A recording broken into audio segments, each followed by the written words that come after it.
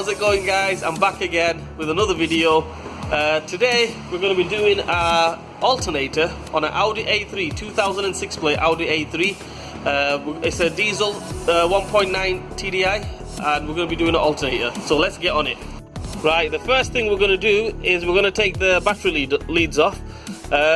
Before you do that, make sure you check that your stereo is not coded. If it's a coded stereo, obviously, if you don't have the code for it, you'll have to, get a code for it. If you're doing it on a customer's car, you'll have to ask the customer. Make sure you ask him if he's got the code and everything. If he's got an aftermarket stereo, you don't need to really bother about that. So yeah, make sure you've got the stereo code before you take the battery lead off. Most modern cars, they're not really coded. I mean, even if by taking the battery lead off, it doesn't really matter. So I think this one, it's not coded, or he's got the code. So yeah, we're going to go ahead and take the battery lead off. Right, guys, this alternator, what we're going to do is, we don't really need to send the car up on the ramp or anything. Basically, we take it off from the top. Everything is, you can get access from the top. The bolts, the tensioner, the fan belt, everything you can access from the top. So we don't really need to send it up on the ramp. So yeah, that's it. We do everything from under the bonnet. But first things first, what I'm going to take off to make our life easier, we're going to take this pipe off. Right, we take this pipe off, move the fuel filter out of the way, so then we can get access that way. And yeah, they're the first things we'll take off. Right, the first thing I'm going to take off is this fuel filter. I'm not going to take the fuel filter off totally. I'm just going to unbolt it so it's out of the way. Top tip: take this bolt off. Take that nut off down there where my finger is, and this bolt here, just loosen it. This one here, just loosen it, because you can see it's got a cutout on the bracket. But if you take the bolt off totally, obviously the filter will come off, the housing, everything will come off. But the thing is, to get that bolt back in again, it's a bit of a headache. So just loosen it. You've got a cutout there. Just slide the filter out, the actual filter, and then just put it to a side. See, the filter's out of the way. My assistant Phil, he's holding the filter for me there. He's going to hold that for about 2 hours. You can stay there, mate. Right? I'm not mean, trust me, I'm not mean. He doesn't do anything all day, so anyway. Right, so the next thing, as you can see, the alternator's there. This big massive pipe's out in the way. The thing is, 9 times out of 10, and if you go to a main dealer, obviously, and if you do it properly, right, they're going to take this off, this pipe off, the bolts here, that bolt there, take it off, out of the way, shift it out of the way. Yeah, we are going to cheat, because we like to cheat a little bit, and time is money, as you know.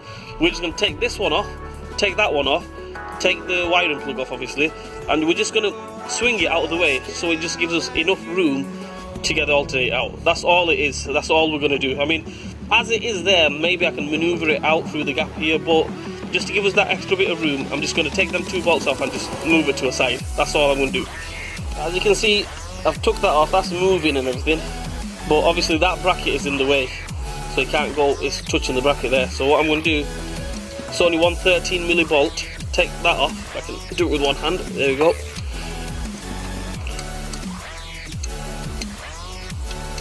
So we take that off, take this bracket off, then hopefully that will move over that way, and I'll just cable tie it or something, or onto a pipe or something like that. As you can see, I've slackened the tensioner. The belt is loose, the fan belt that is, the auxiliary belt, that's loose. The way I did that, I got a 16 milli spanner onto the head there, just gone clockwise, and I've locked it up with a pin. As you can see the pin in the video there, which is basically this.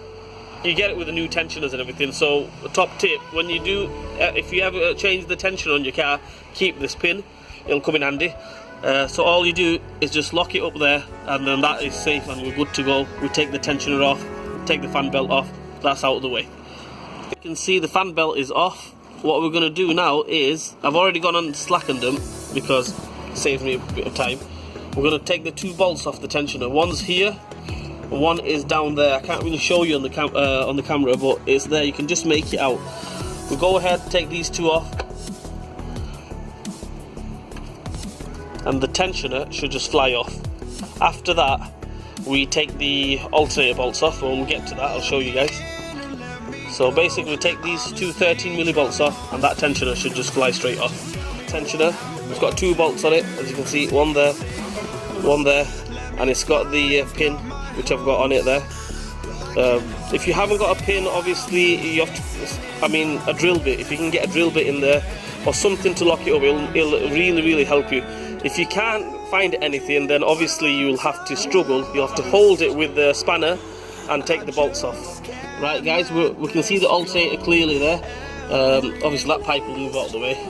Right, what we need to do now, I've already took the bottom bolt off, as you can see. Right there, if I try to point at it there, right there.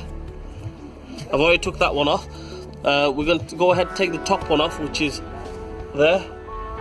Take that top one off, and hopefully, obviously you might need to give it a little bit of prying and or whatnot on the alternator, because it will be stuck onto the dowel and everything, the side dowels. So give it a little prying. That should come off. The eagle-eye viewers who's watching, obviously you're going to be saying, oh, you've not took the wires off and everything. That's because we can't really get to the wires.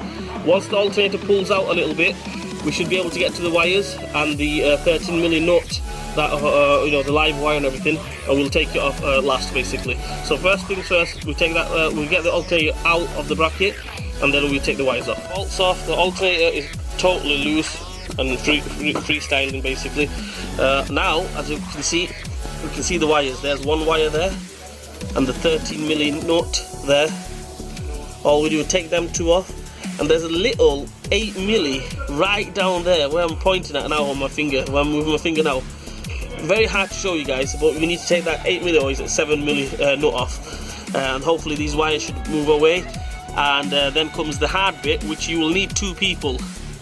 One person to hold this pipe away, and the other one to basically just squeeze it out. It might, we're going to risk it. We are going to do it the easy, well, not the easy way, the cheating way, and hopefully get away with it. You can see the wires are totally off. The plug, wiring plug, and the wires. What we're going to do now, we're going to do a bit of teamwork. I'm going to pull this pipe away, and hopefully Phil, you should be able to drag that out through there. So 1 minute, Phil. Go on, mate. Just enough room to get it out, and there is the alternator. Right, I think that deserves a brew. We'll have a brew, have a cup of tea, and then we'll fit the new one. So see you in a minute.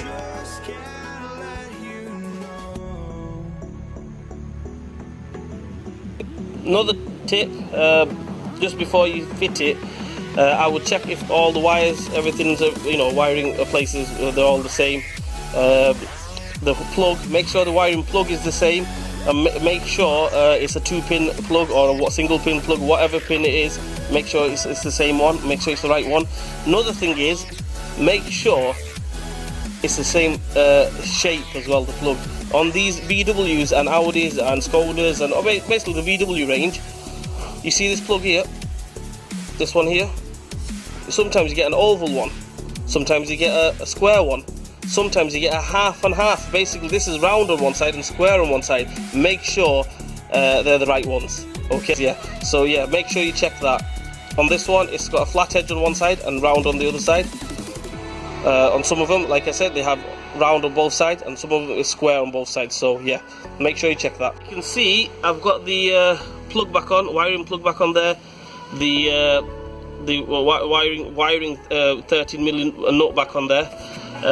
Top tip: make sure you put the wires and everything on, plugs on, before you put the you bolt the alternator on to the engine, to the bracket, because once you get it on there, it's a struggle. Basically, you can get it on, you can get the wires on, but you don't want to be messing about, So while the alternator is all loose and everything, you can get in access to it. You can even turn the alternator so you can, gain proper access to it.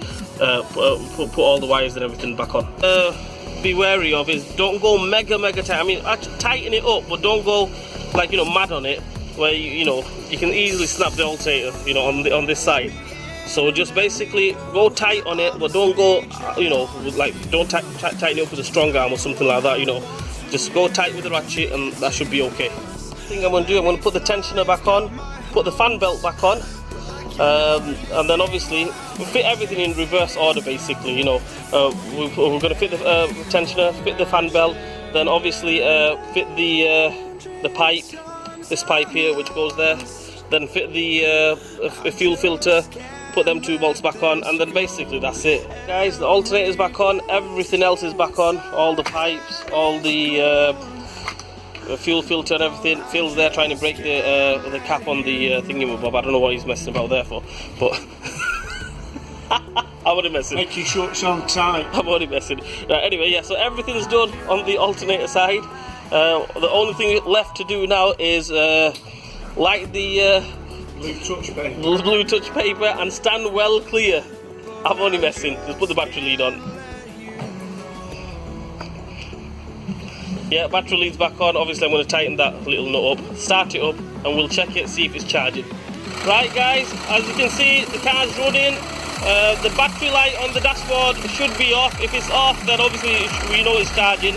If it's on, then obviously you know it's not charging or something's wrong. Or if you've got one of these, just normal battery tester, alternator battery tester, just check it on the battery alternator tester. It should be on about 13.7 to 14 volts, as you can see. Bang on, it's perfect. What else you could do is turn all the lights on, everything on the car, then check it if it's still charging. If it's still charging, then obviously happy days, alternator is done. If you turn all the lights on and everything, and if the voltage drops, then obviously you've still got a problem somewhere. But 9 times out of 10, if it's an alternator problem, and if it's the battery lights coming on the dashboard, that a new alternator should cure it. Another thing is, obviously, we've had the battery lead off and everything, as you can see. 1 minute. We've had the battery lead off, so as you can see, the steering wheel lights on, the traction control lights on. As soon as you drive it, them lights should go off, so don't be alarmed about them lights. Guys, thanks for watching. Please like, share and subscribe to my channel. Phil, get out of the shop, mate. I can see you there. And I will see you guys soon.